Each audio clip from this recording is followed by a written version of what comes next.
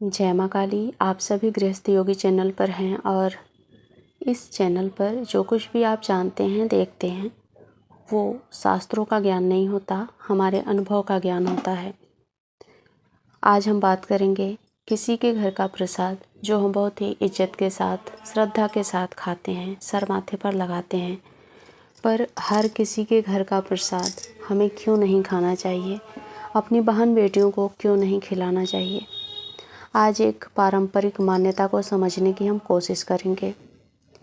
हमारे गांव घरों में अक्सर जो बड़े बुजुर्ग होते थे वो कहते थे कि दूसरे के कुल देवी देवता, उनका जो भोग होता है, जो उनके घर में प्रसाद चढ़ाया जाता है, वो किसी बाहरी व्यक्ति को नहीं देना चाहिए। लेकिन कई बार ऐसा होता है कि लोग जानबूझकर अपने घर का प्रसाद दूसरों को देते हैं और ये कुल देवी देवता जो होते हैं, इनके लिए प्रसाद कुछ खास मौक़ों पर उनको चढ़ाया जाता है। कुछ खास ऐसी तिथि होती है जिन पर कुल देवी देवता के लिए बलि दी जाती है, भोग प्रसाद दी जाती है। तो इसके पीछे ऊर्जा विज्ञान भी है, तंत्र भी है। इन सभी कारणों को हम समझेंगे।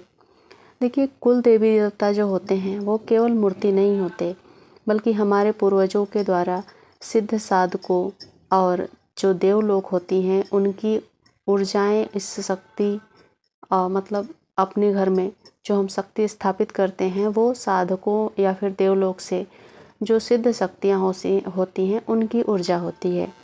जब किसी कुल में पीढ़ियों से उसकी पूजा होती है तो उनसे जुड़ा हर भोग प्रसाद उस कुल की विशिष्ट ऊर्जा से भरा होता है, यानी कि बहुत पुरानी ऊर्जा उसके साथ जुड़ी होती है। अब प्रसाद खाने से क्या हो सकता है, इसको जानिए। देखिए, हर व्यक्ति की सूक्ष्म ऊर्जा जो होती है अपने शरीर की, वो हर किसी की ऊर्जा के साथ मेल नहीं खाती।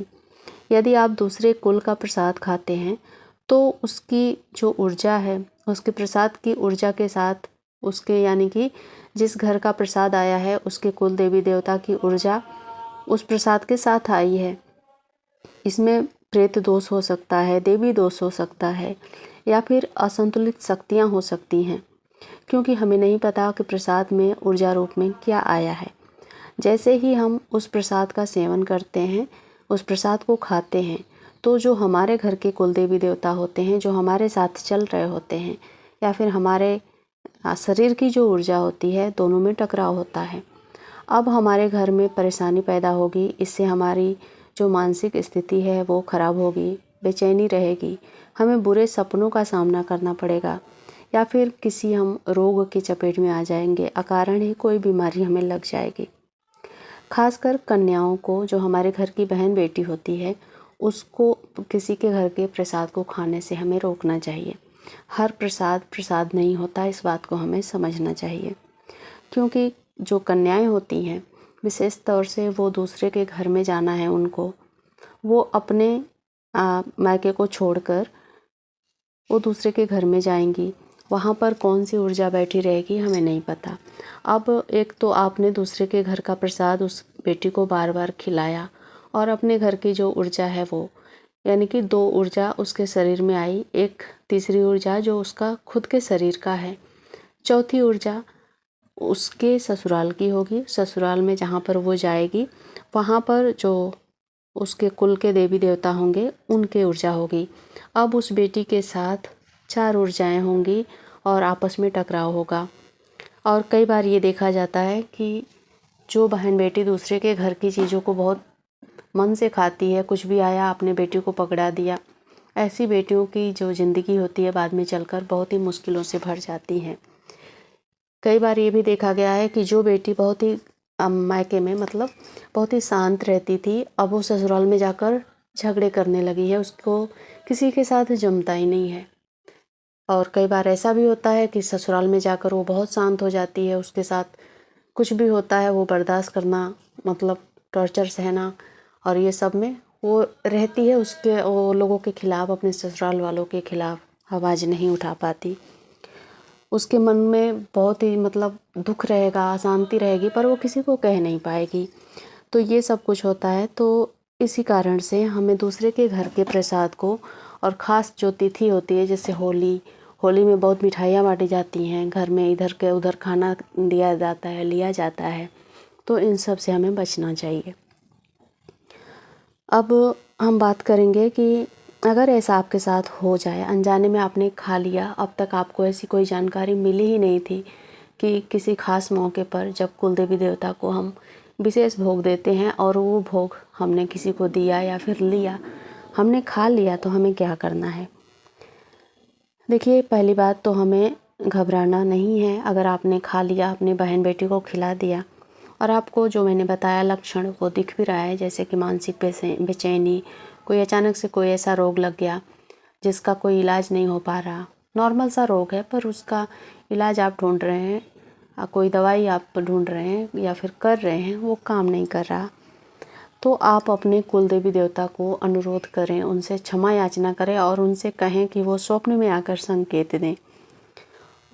जो हमारे कुल के देवता होंगे, अगर हमारे साथ आज भी चल रहे होंगे तो वो ज़रूर आकर आपको बताएंगे।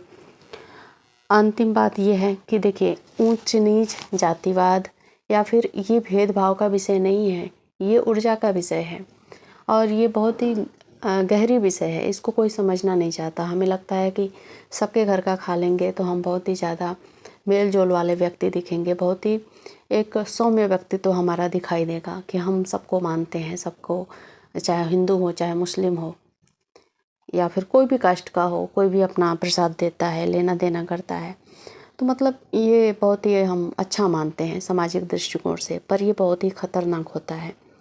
ये तांत्रिक दृष्टि से एक बहुत ही संवेदनशील विषय है, आप इसको समझिएगा। आप अपने शक्ति का आह्वान करके उनसे ही समस्या का समाधान मांग सकते हैं, दूसरा कोई आपको समाधान नहीं दे सकता। आप उनसे ही क्षमा याचना कर सकते हैं, जो भी आपके घर के कुल देवी देवता होंगे। आप अपनी शक्ति का सम्मान करिए।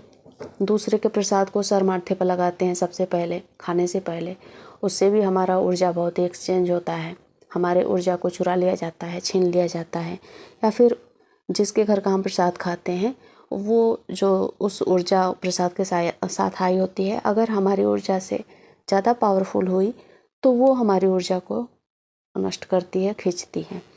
तो ये ज़रूरी बात थी जो कि आपको एक साधक के रूप में, एक अच्छे व्यक्ति के रूप में, यानी कि आप अध्यात्म में आगे जाना चाहते हैं, अपने घर परिवार को इन अनजाने सूक्ष्म ऊर्जाओं से बचाना चाहते हैं, तो आप इस बात का ज़रूर ध्यान रखिए।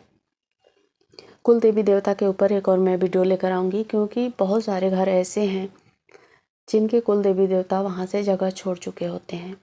उसका कारण जानेंगे और भी बहुत सारी बातें जो आज के ज़माने में लोग बात नहीं करते, कुल देवी देवता को भूल चुके हैं, देवता पितर ये सब कुछ, मतलब उनको लगता है कि ये सारी चीज़ें हमने स्थान छोड़ दिया, हम जाकर शहर में शिफ्ट हो गए तो वो हमें प्रभावित नहीं करेंगे, लेकिन वो करते हैं। किस तरह से करते हैं, आने वाले वीडियो का इंतज़ार करिए। इस चैनल के साथ जुड़े रहिए। चैनल को सब्सक्राइब करके बेल आइकन को दबाएंगे तो आपको नोटिफिकेशन मिल जाएगा। जैसे ही मैं वो वाली वीडियो डालूँगी आपके पास तुरंत आ जाएगा।